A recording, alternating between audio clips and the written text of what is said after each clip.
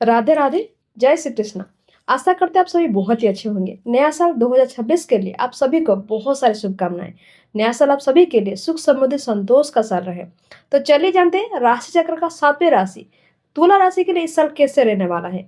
तुला राशि वालों के लिए अगर देखेंगे तो साल के शुरुआत में गुरु का जो स्थिति है, जो पोजीशन है, और 9th हाउस में बन रहा है और शनि आपका 6वें घर पे बैठे हैं।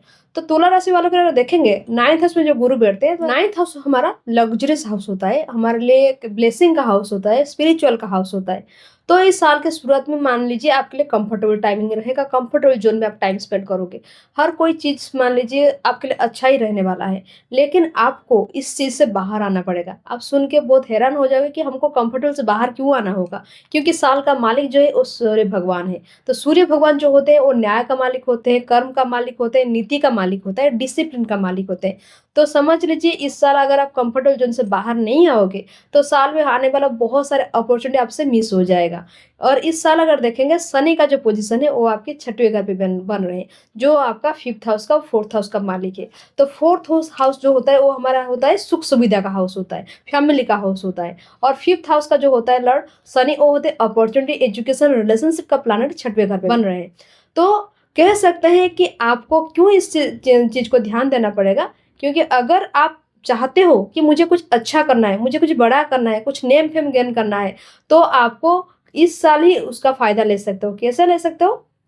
शनि जो होते हैं वो आपका मान लीजिए कर्म का मालिक है और अपॉर्चुनिटी का भी वो मालिक है, जो जाकर बैठे हैं कहाँ पर, आपके लिए 6वें घर पे, जो जहां पर आपको हार्ड वर्क करना पड़ेगा, ज्यादा एफर्ट्स डालना पड़ेगा। और एफर्ट्स डालने के लिए आपको तो कंफर्टेबल जोन से बाहर आना पड़ेगा। और सबसे बड़ी बात ये देखिए, स्टार्टिंग शुरुआत में गुरु आपका 9th हाउस में बन रहे हैं, लेकिन वो आपके 10th हाउस में जून के मंथ में बैठने वाले हैं। तो कर्म के क्षेत्र जो गुरु चले जाएंगे, जो कि 6वें घर का मालिक है, तब क्या होगा, काम के क्षेत्र में आपके लिए शत्रु वृद्धि हो सकता है।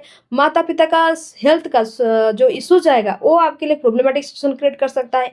और आपके लिए कर्म क्षेत्र में भार बढ़ सकता है। अपने हायर अथॉरिटी जो होते हैं उनसे आपके लिए मतभेद हो सकता है, उनसे आपका बात जो है मेल नहीं खा सकता है। तो इसीलिए आपको दिमाग से काम लेना पड़ेगा। तुला राशि वालों को देखेंगे वो उनका मालिक होता है शुक्र, जो कि लग्जरियस का मालिक है। और साल के शुरुआत में गुरु आपका लग्जरियस हाउस में बैठे। तो इसीलिए आपको ये चीज को ध्यान देना पड़ेगा। और देखिए जून के मंथ से अगर देखेंगे, गुरु आपका 10th हाउस में बैठ के आपके शनि के ऊपर भी दृष्टि डाल रहे हैं, जो कि 5th हाउस का मालिक है, अपॉर्चुनिटी का मालिक है। अगर आप अपॉर्चुनिटी चाहते हो तो आपको हार्ड वर्क करना पड़ेगा, ज्यादा से ज्यादा अप्लाई करना पड़ेगा, ज्यादा से ज्यादा कोशिश करना पड़ेगा, तभी जाके आपको बहुत अच्छी अपॉर्चुनिटी मिल सकता है। और आप इस साल अगर देखेंगे 11th हाउस में आपका केतु बैठे हैं, और आपका अगर देखेंगे 5th हाउस में आपका राहु बैठे हैं। तो समझ लीजिए 5th हाउस में राहु बैठे हैं और 5th हाउस का लॉर्ड अगर 6वें में बैठे, तो आपका बच्चों का हेल्थ को लेकर परेशान रह सकते हो। बच्चों का कुछ हेल्थ इश्यूज आ सकता है, जैसे डाइजेस्टिव इश्यूज हो गया, या फिर उनका सर दर्द होना, स्किन इन्फेक्शन होना, या फिर उनका आई में कोई प्रॉब्लम आना, ये सब आ सकता है। तो इसी चीज के लिए आपको ध्यान देना पड़ेगा। क्या करना होगा, आपको बच्चों को कोई बाहर चीजें ज्यादा नहीं देना है, ज्यादा ऑयली फूड नहीं देना है। कोई तीखा चीज हो गया या फिर ज्यादा चटपटा कोई चीज है, उससे आप उनको दूर रखना पड़ेगा, क्योंकि राहु जो होते हैं वो तामसिक प्लैनेट होते हैं। तो तामसिक प्लैनेट जो होते हैं आपके लिए ज्यादा ऑयली फूड हो गया, ज्यादा खट्टा चीज, तीखा चीज, इससे राहु एक्टिव ज्यादा हो जाते हैं। तो इसीलिए बच्चों को इन सारे बाहर के खानों से उनको दूर रखना होगा, ताकि उनका पढ़ाई में फोकस बना पाए, उनका हेल्थ का इश्यूज उनके एजुकेशन में बाधा ना बन पाए। और देखिए शनि जो है वो खुद ही आपका संतान का मालिक है, वो जाकर बैठे हैं कहाँ पर, 6वें घर पे। तो इसीलिए बच्चों का हेल्थ ज्यादा प्रायोरिटी, ज्यादा इंपॉर्टेंस है इस साल के लिए अगर देखेंगे। हाँ, जून के मंथ में कह सकते हैं कि थोड़ा कोल्ड से अफेक्टेड हो सकता है, या फिर थ्रोट इन्फेक्शन हो गया, या फिर मान लीजिए कफ बढ़ जाना, ये सब हो सकता है, क्योंकि गुरु की दृष्टि वहां पर आ जाएगा शनि के ऊपर। और राहु जो होते हैं वो माइंड को डिस्टर्ब करते हैं, कह सकते हैं ओवर थिंकिंग ला सकते हैं, इरिटेटिंग कर सकते हैं, बच्चों का पढ़ाई में मन नहीं लग सकता है। योगा करो, मेडिटेशन करो, या फिर स्पिरिचुअल प्लेस में उनको लेकर अटैच कराओ, ताकि उनके माइंड थोड़ा एक्टिव रहे, उस चीज के लिए माइंड कैसे फोकस कर पाए, वो कला उनको सीख पाए, ताकि हर कोई चीज जो जितना डिफिकल्ट होने वाला है, ताकि वो चीजें स्मूथ हो जाए। शनि जो है वो आप 8वें घर को देख रहे हैं, तो यहाँ पर कंपिटेटिव सिचुएशन क्रिएट कर रहे हैं। काम के क्षेत्र पे कंपटीशन बढ़ सकता है, या फिर आप कोई जॉब अप्लाई कर रहे हो तो वहां पर थोड़ा आपको दिक्कत आ सकता है।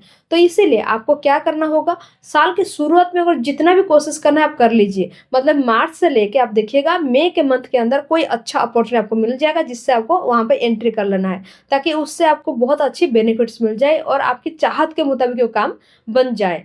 और अपनी मम्मी माता पिता का अगर देखें, उनका हेल्थ को ज़्यादा ध्यान दीजिएगा, क्योंकि मम्मी का जो 4th हाउस का जो मालिक है शनि, वो आपका 6वें घर पे बैठे हैं। तो उनका कोई नर्व रिलेटेड समस्या हो गया, जॉइंट पेन हो गया, बैक पेन हो गया, या कहीं पर लीवर रिलेटेड समस्या हो गया, ये थोड़ा बढ़ सकता है। इस चीज़ का आपको ध्यान देना पड़ेगा। तुला राशि वालों अगर देखेंगे तो 11th हाउस में केतु बैठे हैं। तो 11th हाउस में केतु जब बैठते हैं तो क्या करते हैं कि कभी-कभी मन में लालच ले आते हैं, या फिर मान लीजिए आप लालच में आकर कुछ बड़ी गलती कर देते हो। तो इस चीज़ को आपको ध्यान देना पड़ेगा और कोशिश करना पड़ेगा कि आपके लालच ज़्यादा बढ़ ना जाए, और आप कभी बहुत ज़्यादा एक्सपर्ट में आकर, या फिर मान लीजिए ट्रेडिंग कर रहे हो, या फिर कोई गेम वगैरह में पैसा लगा रहे हो, तो उससे आपको सावधान रहना पड़ेगा। और नवंबर के मंथ के बाद अगर देखेंगे, अगर चाहते हो कहीं पर ट्रेडिंग वगैरह शेयर मार्केट में पैसा लगाने के लिए, तो नवंबर का मंथ अगर देखेंगे, वहाँ से थोड़ा सा कंफर्टेबल टाइमिंग रह सकता है, थोड़ा सा, लेकिन सोच समझ के पैसा लगाना बहुत ही अच्छा रहेगा।